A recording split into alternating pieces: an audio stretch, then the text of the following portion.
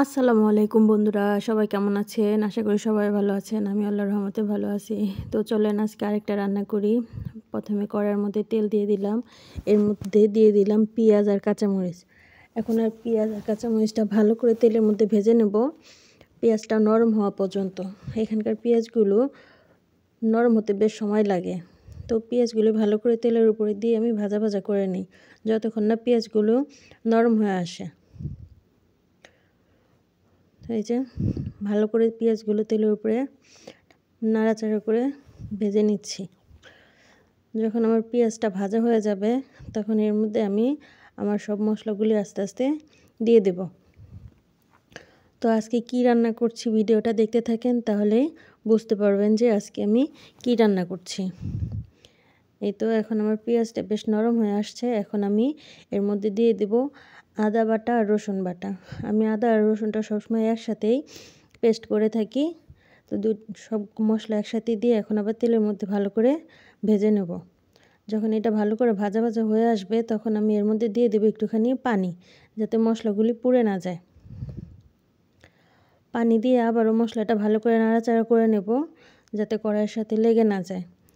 যখন ভালো করে নাড়াচাড়া হয়ে যাবে তখন এর মধ্যে আমি আস্তে আস্তে আমার সব গুঁড়া মশলাগুলি দিয়ে দেব। প্রথমে এর মধ্যে দিয়ে দিলাম হলুদের গুঁড়া, এরপরে দিয়ে দিলাম পরিমাণ মতো মরিচের গুঁড়া, তারপরে দিলাম ধনিয়ার গুঁড়া আর অল্প একটু জিরা গুঁড়া। এখন এর মধ্যে দিয়ে দেব পরিমাণ মতো লবণ। লবণ দেওয়া হয়ে গেলে এখন আমি সব মশলাগুলি ভালো করে তেলের উপরে কষিয়ে নেব। মশলাগুলি কষানো হয়ে গেলে এর মধ্যে আমি দিয়ে দেব চিংড়ি মাছ। এই তো ভালো করে মশলাগুলি কষিয়ে নিচ্ছি। মশলা কষানো হয়ে গেছে।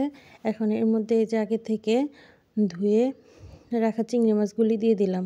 এখন আমি মশলার সাথে চিংড়ি মাছগুলি আবার ভালোভাবে কষিয়ে নেব।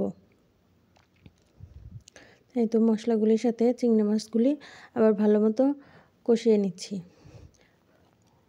কষানো হয়ে গেলে এর মধ্যে আমি দিয়ে দেব আগে থেকে কেটে ধুয়ে রাখা বেগুনগুলো আমি গোল গোল করে কেটে নিয়েছি, কারণ আমি চিংড়ি মাছের সাথে এই বেগুনগুলি ভাজা ভাজা করব। এখন মশলার সাথে চিংড়ি মাছগুলি আর বেগুনগুলি ভালো করে মাখাঝাকা করে নেব। সুন্দর মতো মাখাঝাকা করা হয়ে গেলে আমি একটা ঢাকনা দিয়ে এটা ঢেকে দেব। এই তো দেখেন আমার মাখাঝাকা করা কমপ্লিট। এখন আমি ঢাকনা দিয়ে এটা ঢেকে দেব। ঢাকনা দিয়ে ঢেকে কিছুক্ষণ রান্না করার পর এখন ঢাকনাটা সরিয়ে আবার নাড়াচাড়া করে নেব, যাতে নিচে লেগে না যায়। এইভাবে কিছুক্ষণ পর পর আমি ঢাকনা দিয়ে ঢেকে দেব আর একটু নাড়াচাড়া করে দেব। এটার মধ্যে আমি কোনো পানি ব্যবহার করব না। এর মধ্যে যে তেল আছে আর বেগুন থেকে যেটুকু পানি বের হয় এই পানিটুকু দিয়ে আমি রান্না করব। তাই তো মাঝে মাঝে নাড়াচাড়া করে দিচ্ছি যাতে লেগে না যায়। আর এই সময় চুলার আগুনটা একদম লো হিটে রাখতে হবে, তাহলে যে আমার বেগুনটা সুন্দর মতো রান্না হয়ে যাবে। এই তো আমি বারবার ঢাকা দিয়ে দিচ্ছিলাম আর একটু একটু নাড়াচাড়া করে দিয়েছিলাম। এই যে দেখেন আগুনটা কিন্তু একদম কম আছে। আমার বেগুন ভাজাটা কিন্তু প্রায় হয়ে গেছে আর দেখতেও কিন্তু খুব সুন্দর হয়েছে। এই দেখেন বেগুনও সুন্দর সিদ্ধ হয়ে গেছে আর নিচে বেগুনটা কিন্তু লাগেনি, কারণ চুলার আঁচটা একদম লো হিটে ছিল। এইভাবে একবার রান্না করে খেয়ে দেখবেন কেমন লাগে। এভাবে করে রান্না করলে কিন্তু খুব মজা হয়। আমার রান্নাটা কিন্তু দেখতে খুব সুন্দর হয়েছে মাশাআল্লাহ। এখন আমি এর মধ্যে কিছুটা ধনেপাতা দিয়ে দেব।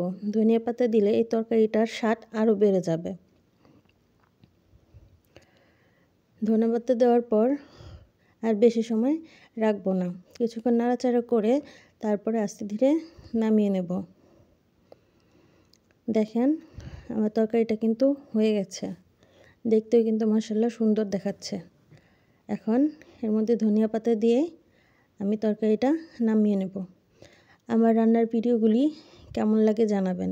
যদি একটু ভালো লেগে থাকে সবাই একটা লাইক, কমেন্ট আর সাবস্ক্রাইব করবেন আর পাশে থেকে সাপোর্ট করবেন। ধন্যবাদ। আল্লাহ হাফেজ।